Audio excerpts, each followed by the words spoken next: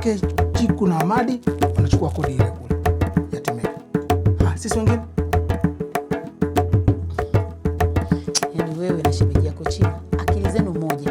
Kwa Mungu nakwambia. Sasa wewe nyumba ulichangia tofali au mchanga? Mimi kama kaka mkubwa lazima nifanye maamuzi ya kumruhusu mzee kupata pato la ziada. Nje na 70,000 ya pesa ya nyumba Temeke. Yeye kuamua sasa. Vipi mwamulie? Na hiyo hela umeitia kibindoni. Uwe mbinafsi wewe baba. Mbinafsi mno. Umesikia pale kliniki? Kuhusu tarehe zako za mwisho za kujifungua. Lazima tuandae begi ili korokoro kibao ya kujifungulia. Tafuta hela wewe.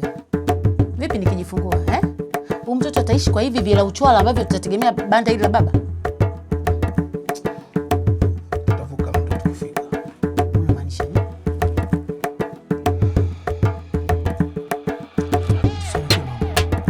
Vitu vya baadaye vitajisumbukia wenyewe. Sasa unanuka unaenda? Sio kweli bwana. Hebu nipe hela mimi nikachemshe, nikanunue nyama nichemshe visupu. Huyu mtoto wako kwa mjukuu mawe jamani. Zile nyama zote tunazoiba kwa kwenye harusi ya Vera zije kutosha tu. Siliba hotelini. Sio kweli. Yaani ugobanye mihela yote. Wewe ushilo tamii kulipa macho kuona. Hebu nipe bwana. Nipe bwana. Nini lakini kobisi? Nipe bwana. Subiri basi, subiri. Subiri kwanza mzee Kikala aje.